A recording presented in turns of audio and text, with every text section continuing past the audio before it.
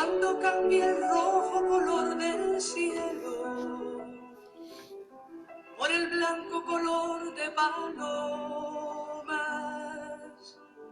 si oyen las campanas de los hombres que levantan sus sonrisas de las lomas. Saludos, Ronnie. Después que entre pecho y pecho haya tenido el deseo de quemar. Saludos, Luis Miranda, Panamá. De matar, Bienvenidos. de vengar y de vencer.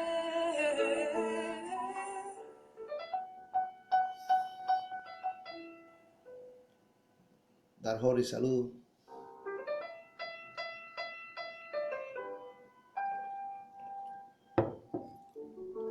Cuando no se olvida que no hay libertad regalada sino tallada sobre el mármol y la piedra de monumentos llenos de flores y de tierra y de los héroes muertos en las guerras. Se tiene que luchar y ganar.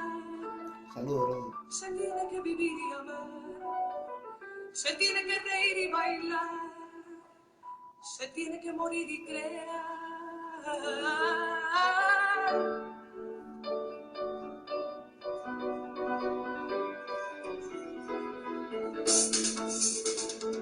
Canto y llanto de la tierra, canto y llanto de la gloria, y entre canto y llanto de la guerra, nuestra primera victoria, de luces se llenó el cielo, de esta tierra insurrecta, y entre luces se batió seguro, buscando la victoria nuestra. Sara, Hoy se camina confiado por los surcos de la historia, donde pelearon los héroes para alcanzar la victoria. Campeando de la tierra, campeando de la gloria, y entre canto y llanto de la guerra, nuestra primera victoria. Campeando de la tierra, campeando de la gloria, y entre canto y llanto de la tierra, nuestra primera victoria. Campeando de la tierra, campeando de la gloria, y entre canto y llanto de la tierra, nuestra primera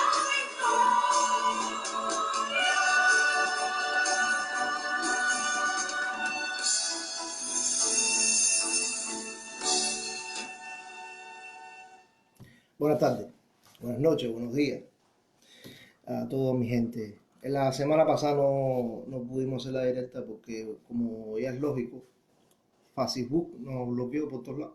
Teníamos el amigo mío que me ayuda con la página bloqueada, la página con el alcance limitado, mi perfil también limitado. Bueno, ustedes saben cómo actúa el enemigo eterno, ese que siempre tenemos en la espalda, junto a la traición por un lado y a la mentira por el otro, pero siempre nosotros vamos a seguir adelante de ello. Bueno, abril, el mes de abril siempre nos trae buenos recuerdos y nos trae, aunque amargas, buenas victorias. Amargas, ¿por qué? Porque murieron inocentes en el genocidio yanqui.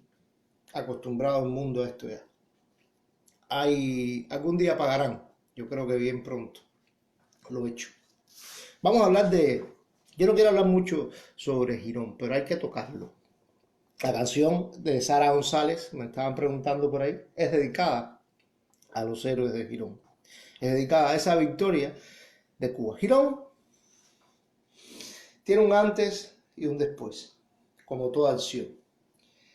Antes de que empezara la invasión a Playa Girón, la CIA estaba patrocinando a batistianos, que ya he hablado de esto en otras directas, que estaban alzados en el Escambray, y Girón es ya la cuña de apoyo para acabar desde dentro de la revolución junto con la iglesia. No podemos olvidar la iglesia, que era aquella iglesia elitista, aquella iglesia burguesa, que representaba los intereses de Estados Unidos, porque los dueños de Cuba eran Estados Unidos, y de la burguesía cubana, el 1% ese que todos los apátridas rayadillos piensan que son y nunca fueron. Siempre piensan, nosotros, a mi abuelo le quitaron, a mi papá le quitaron, todos eran ricos, ninguno era pobre. Como dice el amigo, yo nada más era, mi familia era la única que era pobre, los demás todos eran ricos. La cosa empieza por allá por el 19 de mayo del 60,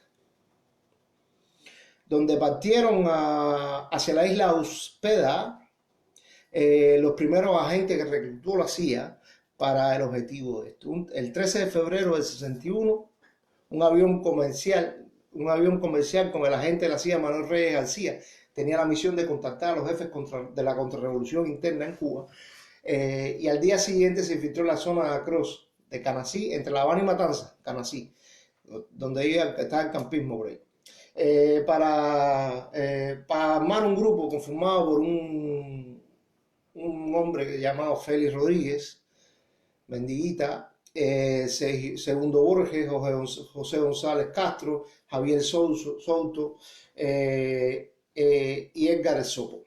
Traían equipos de comunicación, explosivos y armamentos.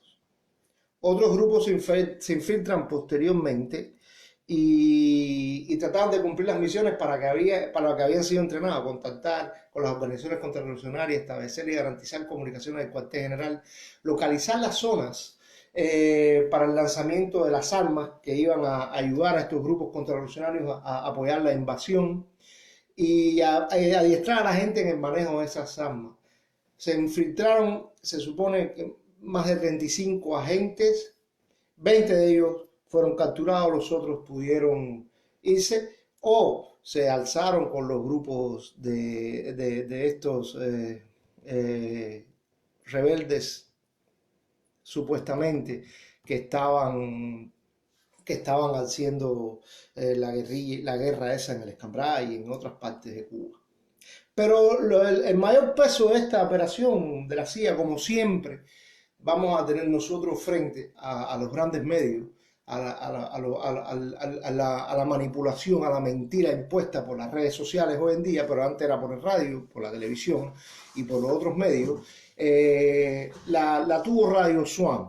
Radio Swan tenía el objetivo de crear el caos y la confusión en la mente de un cubano normal, de un cubano a pie, como está haciendo Taola, como está haciendo todos estos mercenarios de allá, hoy en día, con internet y con las televisoras estas pitiyanquis que existen en Miami, que ninguna sirve para nada, todas son amarillistas de estas, y todo lo que dicen es mentira, y todo lo que lo manipulan. Como siempre ha hecho el imperio yanqui para, ante una invasión, ante un líder, para desestimar o manipular o mancillar la imagen de un proceso, de un gobierno o de un líder en general, o de un pueblo total, por ejemplo, o de una religión que quieren dominar, que quieren explotar, que quieren acabar con ella, que quieren manipularla. Exacto. El imperio siempre ha usado esos medios para engañar al pueblo y para usar al pueblo a su favor. No voy a hablarle de cosas que me invento yo. Radio Swan, por ejemplo, tenía la propaganda, era una emisora de radio, decía: madre cubana, escucha esto. La próxima ley del gobierno será quitarte a tus hijos desde los 5 hasta los 18 años.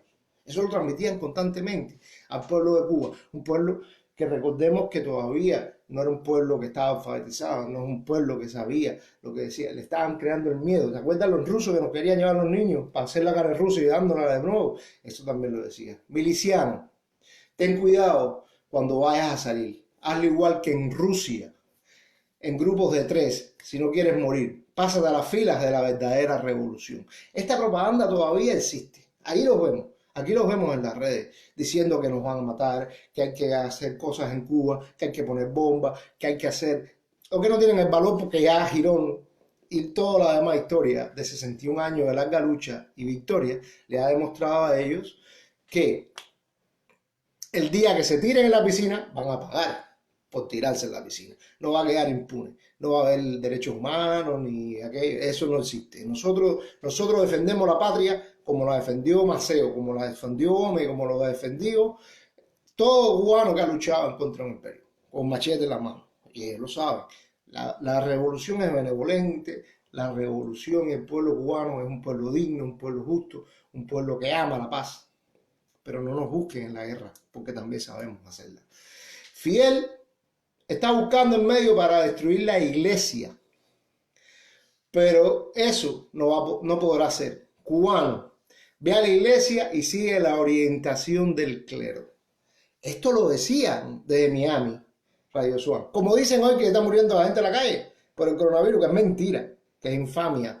Como dicen hoy que se está sublevando el pueblo, componen una cola, una bronca normal que puede pasar en cualquier país entre dos personas y se están matando por el pollo. Esa misma propaganda es esa. Esa misma propaganda son los mismos mercenarios pagados por la CIA, porque eso era pagado por la CIA, pagado por la más media y pagado por los poderes del gobierno norteamericano que no representan a su pueblo. Lo estamos viendo hoy. O sea, no me dejen mentir. Hoy estamos viendo quién representa a quién.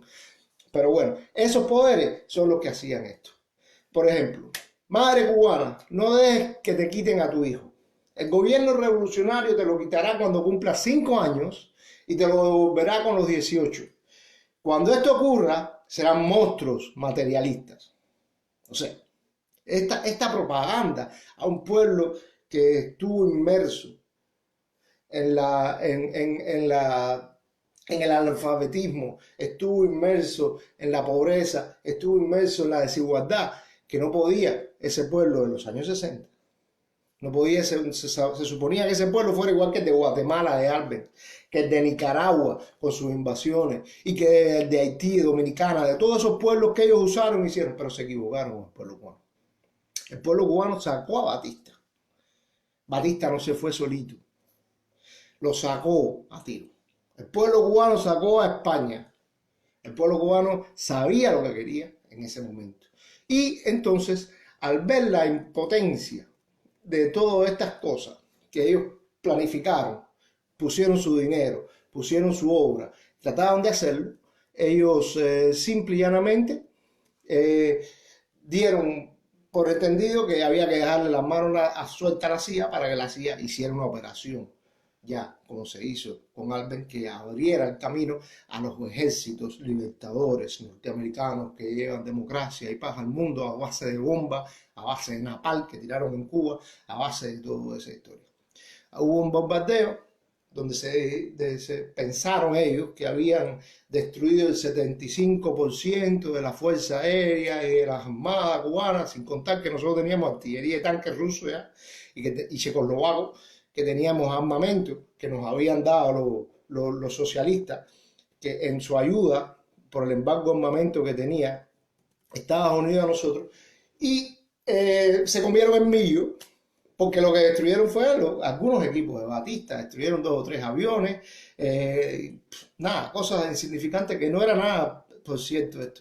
Hubo otra batalla paralela a esta, que era la batalla de las Naciones Unidas, la batalla diplomática. Esa batalla que nosotros sabemos hacer también, que nosotros tenemos cultura de hacerla, revolucionaria, claro, porque Fidel nos enseñó, porque la revolución nos enseñó que la paz se puede alcanzar sin tener que ir a la guerra, que la humildad y el humanismo valen más que cualquier cohete, que cualquier bomba, que cualquier cosa. Y la vida humana vale también, mucho más que cualquier cosa monetaria o material. Entonces, desde fines de agosto y principios de septiembre, escuchen esto, agosto y septiembre, se había venido concentrando tropas en barcazas del ejército de Guatemala en la costa atlántica de España. en la finca Helvetia, ubicada en el municipio del Palmar. Todo esto lo sabía Cuba, se sabía por la inteligencia, por infiltración y por amigos de Cuba que habían dado a la embajada, le habían dicho que habían cubanos merodeando vestidos de uniforme, amigos de la Revolución Cubana, perdón, que fueron a la embajada cubana y empezaron a decir, hay gente que están haciendo esto, haciendo lo otro en esta área. Eso alertó al país, porque se sabía que no estábamos enfrentándonos a un amigo. Cuando Fidel fue en el 59 a Nueva York, se demostró que no iban a ser nuestros amigos. Fidel le hace una carta seria en la Sierra Maestra con su visión futura, diciéndole, nosotros empezamos una guerra. La guerra esta contra Batista, este es el principio de la batalla épica que tendremos que hacer contra los enemigos de Cuba, que son los dueños de Cuba, que son los que no quieren que el pueblo de Cuba tenga los derechos que dice la Constitución cubana. Que el pueblo de Cuba no sea un pueblo culto, que el pueblo de Cuba no sea un pueblo educado, no sea un pueblo atendido, que no sea un pueblo con dignidad. Eso lo sabía Fidel, que se le iban a interponer. Tratamos de paliarlo, tratamos de hacer algo para que esto no sucediera. Tratamos de seguir un camino, pero no nos dieron opción. Ellos nunca dan opción. La opción es el garrote y la zanahoria. La zanahoria es la que muerde y después te mete un garrotazo. Y no lo digo yo, lo dicen ellos. Ellos mismos lo dicen. Ellos mismos hicieron un embargo petrolero. Ellos mismos pusieron un embargo a Cuba. Ellos mismos bombardearon a Cuba con aviones con banderas cubanas.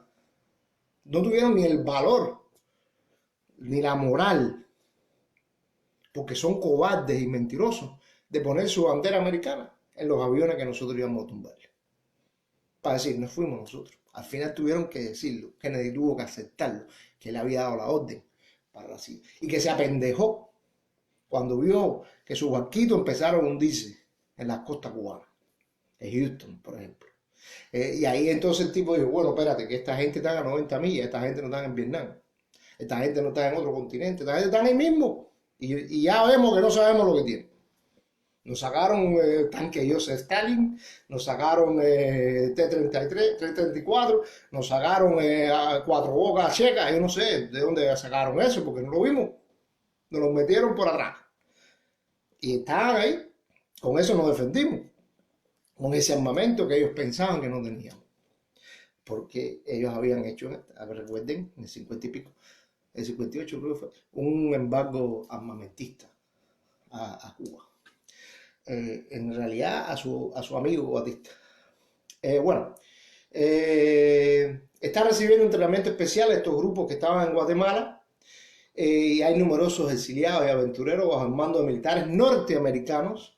El número total de extranjeros asciende, esto lo estaba diciendo en la batalla en la ONU Roa, de 185 cubanos y 45 militares norteamericanos que lo están entrenando.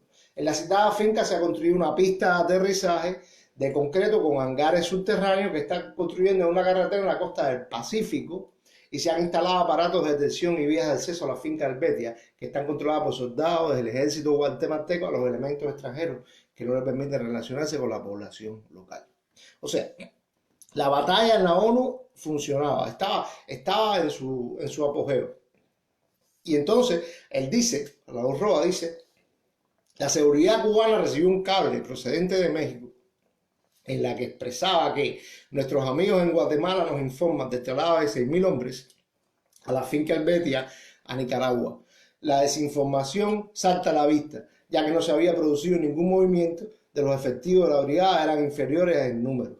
O sea, el 14 de marzo de 61, la CIA y el Pentágono fue cuando seleccionan Bahía de Cochino como el punto de desembarco de esta gente. Debido a que las maniobras de distracción que habían hecho anteriormente, el resultado fue que sin proponerse la agencia acababa de ejecutar una brillante operación de desinformación. O sea, ellos pensaban, ellos querían invadir por la costa norte, pero al ver que Cuba enseguida tomó las medidas necesarias para proteger la costa norte, decidieron ir por la Ciénaga de Zapata para así conectarse con los grupos que estaban en el Escambray, o sea, esos grupos que estaban en la montaña, y si fallaba la operación ellos pudieran irse hacia el Escambray. Por eso tomaron las dos carreteras de acceso que llevaban a Playa Girón para poder desplegarse hacia allá. El desembarco tenía la función de tomar una cabeza de playa, a poner un gobierno extranjero, extranjero no, mercenario, eso, en Cuba, y en un segundo gobierno como Guaidó, por ejemplo, y es el mismo guión. Siempre han hecho el mismo guión. No se cansan de repetir el mismo y fracasado guión. 61 años. Llevan 200 años haciendo el mismo guión. Lo hicieron en Cuba en el 98. Lo hicieron. Ese es el mismo guión. Desembarcaron, ayudados por los cubanos, y ahí metieron un gobierno de provisión. Y se quedaron en Cuba 2 años. Y después de 2 años los cubanos estaban afilando un machete. Espérate. Este no es Puerto Rico, que se quedó tranquilito. Vamos a calmarnos aquí. ¿Entiendes? Estaban metidos allá, el tremendo atolladero que tenían metido allá en el Pacífico con Filipinas. Los filipinos estaban dando guachas, entonces tenían que preocuparse de Filipinas, y nosotros que estamos cerquita, ahorita lo cogemos ahorita. Nos vamos en 48 horas, regresamos. En 3 meses, quédense ustedes, los esclavos míos, los sirvientes míos en mi casa, que yo millonario, como están haciendo los de Nueva York hoy, cogiendo su avión y yéndose, porque Nueva York está en candela, y los ricos hacen así, cogen sus maletas, siempre ha pasado. Recogen sus maletas, las montan en sus aviones privados y hacen así, se van para su isla paradisíaca, con sus doctores privados, con sus clínicas. ¿Y quiénes se mueren?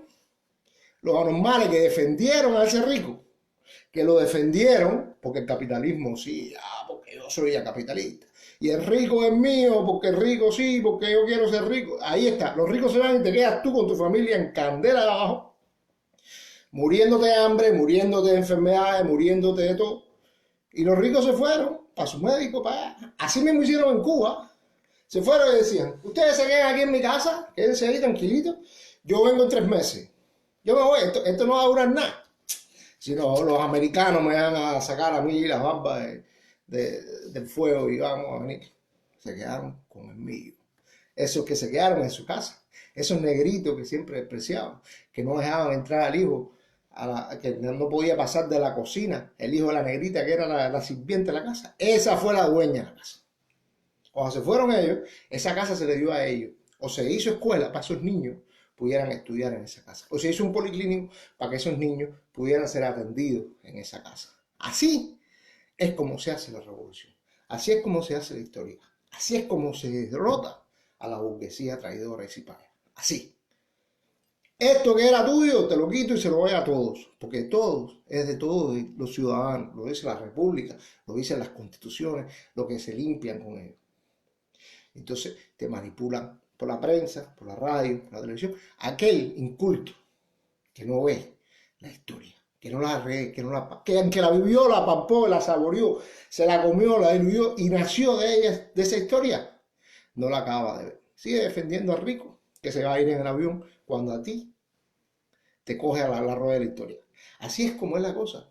Las acciones previas al desembarco. El 5 de febrero del año 61, en la ciudad de Bayamo, estalló una bomba que hirió con gravedad a 5 niños y a un obrero. Y a La Habana se empezó a lanzar propagandas y cosas de esas, junto con la radio, junto con la prensa, propaganda en avionetas. Ok, recuérdense eso, aviones con propaganda. Los hermanos Rescate, que nos tumbaron la avioneta, eso. Bien tumbado, que tenían que haberlo tumbado al principio, no al final. El 28 de febrero, un miliciano de 14 años, Pedro Morejón, es asesinado por la espalda por un grupo de contrarrevolucionarios. El 6 de marzo es asesinado otro miliciano y quemado un almacén, el almacén que él vigilaba. El 14 de marzo, una embarcación artillada abría fuego de ametralladoras y cañones contra la refinería de Santiago de Cuba. Fíjense cuántas agresiones, cuántas muertes a hermanos cubanos. Los que quieren defender a Cuba matan cubanos. Los que quieren defender a Cuba apoyan embargos a Cuba para que mueran cubanos. Apoyan que Trump le siga embargando incluso en crisis como esta. A él no le importa Cuba. A él no le importa la vida del cubano. Es una blasfemia, es una mentira, es una falacia. Son fariseos estas personas. Cuando tú oyes el discurso contrario a la realidad, es un fariseo. Se está aprovechando de ustedes. Los están usando. Rayadillos. Ustedes no son nadie para esa gente. Están muriendo negros y latinos. No están muriendo ricos y poderosos. Negros y latinos. En su gran mayoría. Yo no sé dónde estén ustedes. Si ustedes serían rubios y poderosos como Trump, hijo de anglos o algo así, yo diría, coño, está bien, está defendiendo lo suyo, pero ustedes son latinos y negros. Y ustedes son los que están muriendo. No son ellos. Ellos, te dije, cogieron su avioneta y se fueron para Miami, a sus casas grandes y suntuosas, cuando se puso malo Cuba. Y a los otros cogieron su avioneta y se fueron de Nueva York para sus suntuosas casas, villas, aparte de todo el mundo, cuando se puso malo Nueva York. Eso que ustedes defendían, eso de Wall Street. Eso de, wow. Entonces me sorprende cómo se alegran cuando le dan $1,200. Y no vieron la noticia que les puse hoy. A usted le dieron 1.200, a los otros le dieron 1,5 millones. 1.7 millones a cada rico le dieron. Coño, no hay mascarilla para atender a ustedes los pobres. No hay mascarilla para atender a los latinos, que son la economía del país, que son los que sacan adelante la economía de esos burgueses. Y a ellos le dan 1.7 millones. Y mueven barcos a Irán, y mueven barcos a acá, y mueven barcos para allá. Y eso cuesta. ¿Y usted qué le pasa? ¿Dónde están ustedes? ¿Dónde están? No. Ahí están. Siguen de esclavos. Siguen defendiendo a quien los aplica, a quien los aplasta. Seguimos. El 13 de abril de 61 se incendiaba el Encanto.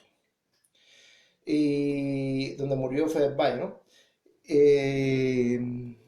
Las pérdidas fueron valoradas en 20 millones de dólares. El Encanto es una tienda, donde había niños también. Hay un parque de eso infantil. Y lo quemaron con fósforo blanco. Iban a matar a cubanos, que no tenían nada que ver con el proceso revolucionario. Ahí está. El 15 de abril de 61 atacan el aeropuerto de San Antonio de los Baños, de Ciudad Libertad, y el aeropuerto internacional Antonio Maceo. Aeropuertos internacionales. O sea, eran B-26 con bandera cubana y salieron del puerto Cabezas, Happy Valley en Nicaragua. Al aproximarse a Cuba tomaron diferentes rumbos. La escuadrilla Puma, entregada por 3 aviones, atacó la Ciudad Libertad. Linda, con 3 bombarderos, se dirigió a San Antonio de los Baños, y la formación Gorila en el aeropuerto de Santiago de Cuba. Bajo bandera cubana. O sea, no tuvieron la moral esa que sacan en Hollywood, la valentía de Hollywood de poner su bandera. Si ellos son los que están atacando, los aviones son americanos. No, la bandera cubana. Vamos a decir que los cubanos son los que están fajados con los cubanos cuando se ponga mala la cosa. Y me sacan a mí de todo eso. Eso es lo que pensaban. Eso es lo que creían. Creían que iban a engañar una vez más, pues, como después pasó en Chile. Automáticamente después nos dan el empujón. Ya nos dimos cuenta, o se dio cuenta Fidel. Yo no me di cuenta, yo no había ni nacido. Se dio cuenta Fidel que no había marcha atrás. Que había que irse o bombando para el otro. En el medio no podíamos quedarnos. Si nos quedábamos en el medio íbamos a hacer una Guatemala, íbamos a hacer una Nicaragua, íbamos a hacer una Dominicana, íbamos a hacer un Haití, que automáticamente hoy o mañana nos iban a meter una invasión de esa total. Entonces dijimos, vamos a ser socialistas. ¿Qué decisión más correcta? El carácter socialista de la revolución. Esa fue la solución. Aliarnos con un bloque. No fuimos alineados a ningún bloque militar. Seguimos siendo humanistas. Seguimos siendo cubanos. Seguimos teniendo un carácter nacionalista y no injerencista en nuestras decisiones. Porque no nos metimos en un pacto de Varsovia. No nos metimos podíamos haberlo hecho, simplemente, y hubiéramos hecho más. Si nos hubiéramos puesto en el pacto de Varsovia, hubiéramos hecho más. Hola, Camila. Pero no lo hicimos. Decidimos seguir nuestro camino. Que nos dejaran tranquilos. Era la única forma que teníamos para que se apartaran de nosotros. Y decirle a aquel pueblo que había luchado codo con codo para tumbar un tirano, que por esa vía el tirano no iba a poder entrar. Y todas las mentiras que habían dicho hasta hoy habían sido desmentidas. Que ellos eran los malos y nosotros no éramos los malos. Y entonces ahí se aplica el carácter socialista. Eso les movió el piso a aquellos que pensaban. Porque ya no es lo mismo fajarse con Cuba que fajarse con la Unión Soviética. Entendemos eso. De hecho, hay documentos desclasificados de la CIA sobre estos bombardeos que dice que los informes iniciales indicaron que los pilotos, que el 50% de las capacidades aéreas de Castro quedó destruida en la ciudad de Libertad, el 75% en 80 en San Antonio, y la destrucción de Cuba incluyó dos B-26, un DC-3, un Lodestar, un T-33 Sea Fury, y los estudios de la fotografía aérea. ¡Mentira! ¡Mentira! Era mentira. Los daños no fueron menores. Fueron menores, no fueron tantos. ¿Por qué? Porque con la mentira engañan a los mongos que iban a ir para allá a fajarse a tiro. Dicen, ya destruimos todos los aviones. Ellos no tienen ni aviones, ya no tienen artillería, no tienen tanques, lo destruimos todo. Nosotros los americanos, los que salimos en Hollywood, los superhéroes de Marvel, eso, fuimos para allá y destruimos todo y ustedes van a tener un paseo ahí, van a entrar.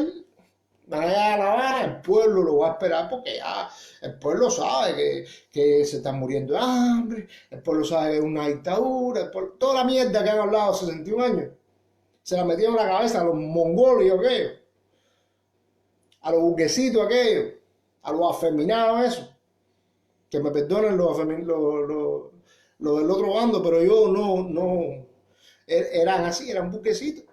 Nunca se partían una uñita y lloraban. Eso era lo que fueron a Girón. Los hijos de papá, los hijos de mamá. Los que vinieron a buscar, lo que se pensaban que eran los dueños. No, se equivocaron. Se enfrentaron a gente de verdad, a campesinos, a obreros, que habían ganado ya su libertad. La libertad es preciada y se cuida, y se cuida, y se gana con el filo del machete, como dijo Maceo. Y pondieron al polvo, ellos y sus amos. Y morderán el polvo. Llevan 61 años mordiéndolo.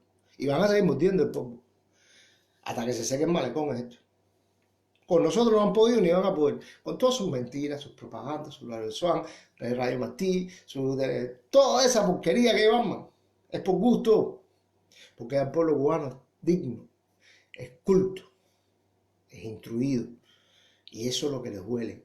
Ellos pensaban que en el jardín ese que tenían atrás de la casa, que es el patio trasero, si crecía una flor la podían cortar, porque si no las otras hierbas me daban la flor, decían, yo quiero también tener flor, yo quiero ser una flor, y crecía otra y otra flor.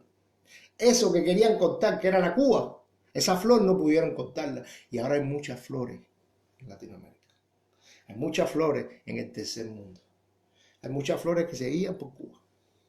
Ese mal ejemplo ya no pueden cortarlo, lo estamos viendo hoy. Y el fruto de ese mal ejemplo es que Cuba está mandando médicos a todos los que necesitan ayuda, mientras ellos están muriéndose sin médicos en Estados Unidos y en el capitalismo. China está mandándole ayuda a todos ellos, comunismo malo que él, mientras que ellos están desesperados, porque están robándose uno a otro. Mientras los países que tienen un sistema de salud público, que ayudan a sus pueblos, que tienen un sistema más socialista o socialista en tal, tienen menos muertos, menos víctimas, más control sobre las enfermedades. ¿Quién funciona y quién no? Piénsalo tú, no me lo digas a mí. Yo no soy quien para cuestionarte lo que tú pienses, pero tú puedes verlo. El 17 de abril, el miliciano José Ramón González Sucre comunicó desde Playa Larga que se observaban luces y movimientos en el mar. El batallón 339 de Cienfuegos fue enviado a la zona y chocó con la compañía E de los mercenarios, entablándose un combate inmediato. Empezaba la victoria. Venían los nenés a cambiar el mundo. El 17 empezó. El 19, Ñampi Tigorreón. Le duró poquito la historia. Le duró bien poquita la historia. Pero cuando se habla de Girón, ya es que hemos hablado tanto de Girón. Pero no hemos hablado del después. El juicio. Más de 1 millón de mercenarios, después de esa victoria, que nos costó 170 y pico de muertos, 165 creo que fue, entre ellos niños, bombardeados por estos asesinos, fueron capturados en 3 jornadas de combate.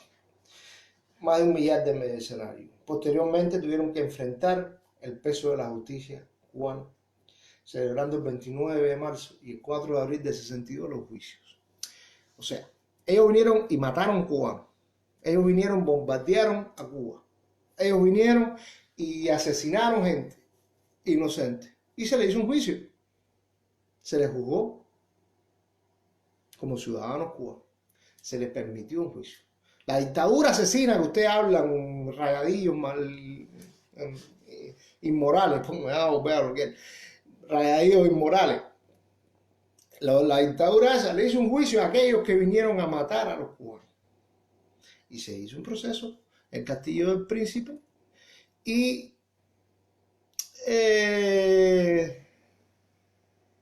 se le juzgó a esa gente como debería ser.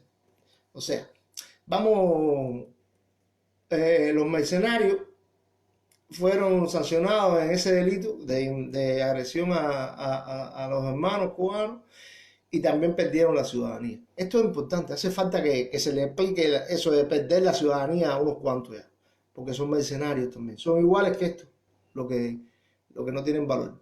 No tiene, o ya no se engaña tan fácil a esta gente, porque son pendejos todos. Vamos a hablar en español, en cubano.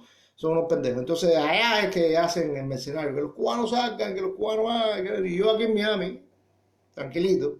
Pero que o yo en Madrid, tranquilito. Pero yo allá donde esté, tranquilito, pero que hagan allá. Esto, mercenario, hay que aplicarle también la ley. Ok. Los 3 principales jefes de la brigada, José Alfredo Pérez, San Román, Erneido Andrés Oliva González y Manuel Artime Buesa, fueron condenados a pagar al país cada uno $500,000. Los demás mercenarios fueron sancionados a pagar entre $10,000, $50,000 y $25,000, de acuerdo con la responsabilidad que tuvieron en la frustrada invasión. La suma total de la sanción impuesta a los 1.181 mercenarios juzgados ascendió a $62,300,000. Desde mayo del 61, una semanita después de la agresión, el primer ministro del gobierno cubano, Fidel, había expresado la disposición de devolver a Estados Unidos a toda esta lacra, a cambio de que Washington accediera a indemnizar a la isla por las acciones que hizo. Cuando vemos esta historia, primera vez en un paísito del tercer mundo, latinoamericano, o sea, el patio trasero de Estados Unidos, se le enfrentaba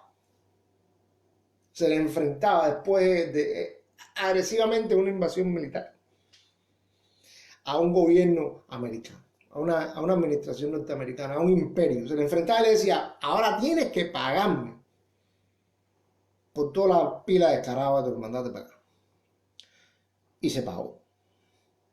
Otra victoria. Esa es la victoria detrás de Irón.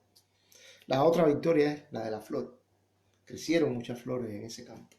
Empezó a florecer el jardín que pensaban que podían podar así tan fácilmente. Pero bueno, en el mayo del 61,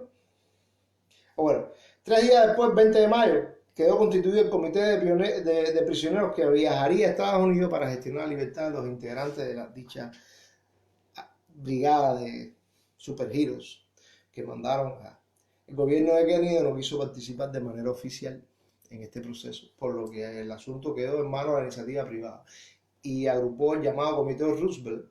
A pesar de su buenos deseos, no pudo dar una rápida solución a este problema.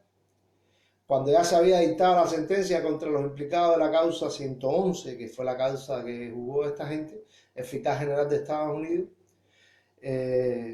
Robert Kennedy, incorporó a las negociaciones de la Comisión Familiar del Prisionero del abogado James Donovan. Las conversaciones sobre el cambio de los prisioneros fueron interrumpidas por la crisis de octubre, y el 18 de diciembre se firmaron los acuerdos el día 21. Este convenio comprometía que Estados Unidos a pagar en un término de 6 meses, 62.300.000 dólares en medicina, alimentos para niños, con potica, que Cuba dejaría en libertad a los prisioneros, quienes comenzaron a salir de inmediato para Estados Unidos. Al final la Casa Blanca, como siempre hace, no completó su compromiso, pues dejó de pagar 2 millones de dólares, aunque, como dijo Fidel, tuvieron que aceptar el pago de la indemnización por primera vez en su historia. En su historia, el imperialismo pagó una indemnización de guerra a un país pequeño como Cuba. Ahí está la gran victoria de Girón. A ver, cuando hablamos de Girón, cuando hablamos de Cuba, cuando hablamos de la revolución, cuando hablamos de cualquier otro proceso revolucionario o cualquier otro proceso que geste una lucha y que sea libertaria en contra de un imperio, tenemos que ver un pequeñito contra el grande, ¿no? Déjenme ayudar, si me permiten, ¿no? Vamos a hacer algo de literatura. Vamos a ver, vamos a hacer una cosita. Ok. Normalmente un autor crea una obra en base a hechos reales o en base a algo que él increpa, que inventa, que trata, que puede hacer un gancho para otras personas, que puede ayudar, enganchar a otras personas a que vayan a su lectura, a su guión, a sus películas, a lo que haga. ¿Ven? Vamos a pensar, quiero ayudar, que me ayuden en esto. Me dicen por ahí, si me dan ideas y yo voy, vamos a hacer. Imaginemos cómo se hace un libro. Imaginemos cómo se hace una historia, cómo se crea esa historia. Imaginemos qué pasa cuando el autor empieza a conformar un personaje en este libro. Por ejemplo, vamos a hablar de una cosa entre ficción y aventura, ¿no? Y que se enmarque en un proceso que sucedió, en un hecho histórico. El hecho histórico es la Revolución Cubana. Existe la Revolución Cubana. Sí, sigue ahí en pie la Revolución Cubana. El socialismo en Cuba existe, está ahí. Aún se mantiene el socialismo en Cuba. O sea, no es una cosa que no haya pasado. La historia la vive mucha gente, las cuentan la gente de forma diferente, pero hay una idea central. Esa idea central es la revolución. Ahí está, existe y funciona, porque está ahí. Si no funcionara, no estuviera. Por tanto, los enemigos de esta quieren cambiarle la historia, quieren manipularla, quieren usarla a su forma, pero no, está. Está ahí la historia de la revolución y funciona. ¿Ok? ¿Qué pasa? Cuando tú haces la historia, tú creas un personaje basado en estas historias. Puede ser vamos a irnos para los pobres. Vamos a irnos al humanismo, a los pobres. Vamos a irnos a una tribu turcomana del califato de Aladín. Vamos a tirarnos para allá. Vamos a hacer una historia. Mira. Hamed era un pastor. Discúlpenme que voy a atenderme un poquito antes de poder llamar. Si alguien quiere que lo llame, me avisan, me van diciendo por aquí y vamos a hablar. Hamed era un pastor de una tribu nómada turcomana que vivía entre el Caspio y la Anatolia, entre el Imperio Mongol y entre Bizancio, gobernada por los cruzados. Hamed era un debilucho, pastor, pequeñito, y su abuelo y su padre habían sido Alp. Alp eran los guerreros turcomanos que vivían. El sultán Aladín tenía sus emires en cada lugar y le designaba a estas tribus turcomanas para poder pastorear su ganado. Se dedicaban a la alfarería, a la construcción de alfombras, tejido de alfombras, a la cría de animales, al cultivo de pieles, entre otros. La tribu de Hamed se dedicaba, era muy famosa en el imperio selyúcida por ser buenos cazadores y rastreadores. Por lo tanto, el sultán, cuando necesitaba, o los emires de su servicio, a los primeros que buscaban eran a la tribu de Hamed. El Bey de Hamed, o sea, el Bey es el señor, Alp eran los guerreros. El Bey de Hamed había luchado con su padre. Su padre había sido martirizado en Al-Ándalus en una guerra que tuvieron contra los infieles allá en España, Al-Ándalus. El Hamed se dedicaba a pastorear las ovejas, pero siempre soñaba como su padre y su abuelo, que habían luchado con sus beyes en esas guerras contra los mongoles y contra los cruzados. Él se imaginaba en su pradera que su bastón era la espada que le había dejado el abuelo al padre y el padre a él después de su martirio.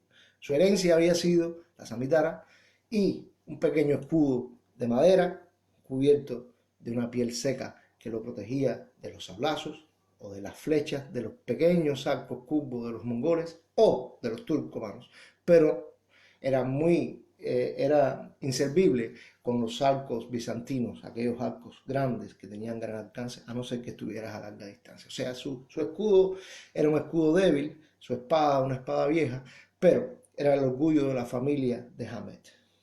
Su abuelo, ya por muchas heridas, estaba en el consejo del beyato y junto al bey tomaba las decisiones, porque en las tribus turcomanas se tomaba la decisión entre todos.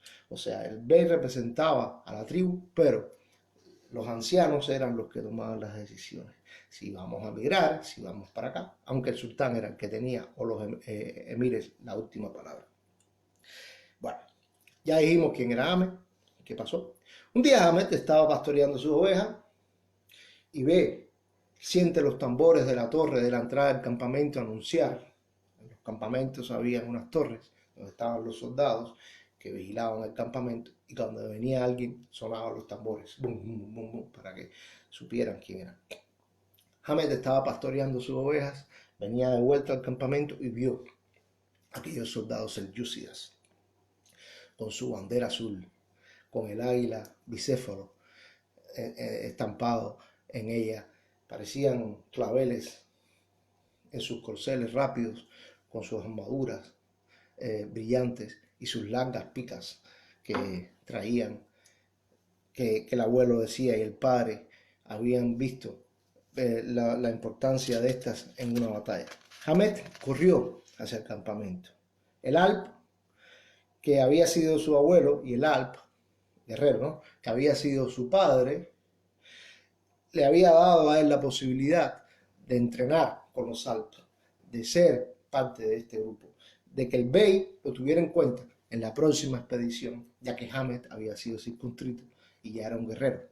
Por tanto, Hamed tenía la esperanza de que viniera una guerra para poder morir como mártir o venir como héroe a su tribu.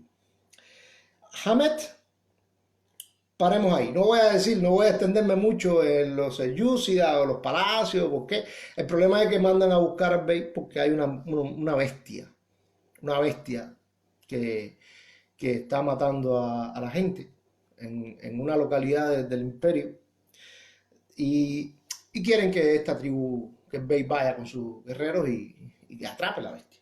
Bueno, el caso es que llegan al lugar, Hamed va con ellos. Hamed es un muchachito, por tanto lo llevan para cuidar los caballos, para hacer el fuego, para el agua caliente.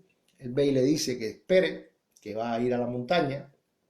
Estaba lloviendo, era un día complicado, frío, de lluvia, el terreno era rocoso y había mucho fango, y Hamed prende la hoguera y pone el agua caliente, cuida a los caballos, los suelta para pastorear, y de pronto, oye, allá en la montaña cercana, donde estaba la cueva, la cripta de la bestia, un ruido ensordecedor. Ese ruido ensordecedor inmenso, pero no era un ruido de una bestia cazada, sino de los guerreros cazados. Hamed, en la oscuridad, con su espada y su pequeño escudo y con una antorcha, avanza para ver qué pasa. Hamed piensa, me voy a sacrificar o corro y busco ayuda. De pronto siente en los matorrales que viene la bestia. La ve, un monstruo inmenso, negro, de grandes garras, musculosa. La bestia se la avalancha. Hamed pensaba que los segundos parecían horas. Hamed grita, Alá es el único, Alá es grande, y se avalancha hacia la bestia. No sabe si lo hace por valentía, no sabe si lo hace por defenderse, no sabe si lo hace por Dios o si lo hace por el entrenamiento. La cuestión es que se avalancha hacia la bestia. Hamed cae. La bestia lo ataca con sus fauces. Siente el escudo como se tritura bajo su mano. Cierra los ojos.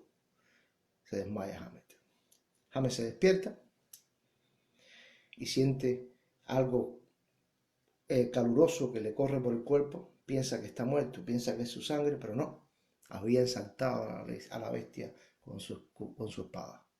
Mientras mordía a la bestia el escudo, Hamed la había matado. Hamed pasaría a la historia como un héroe que había salvado al imperio selyúcida de un monstruo. Que Hamed sería estigmado por algunos que lo envidiaban, que no lo creían, que un niñito podría enfrentarse a ese monstruo, o sería un gran héroe para ese imperio.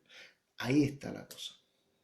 Tú puedes cambiar la historia, tratarla de cambiar, pero está ahí la historia. Hamed mató a la bestia, no importa cómo lo mató. Nosotros matamos al monstruo, nos enfrentamos a él y lo derrotamos.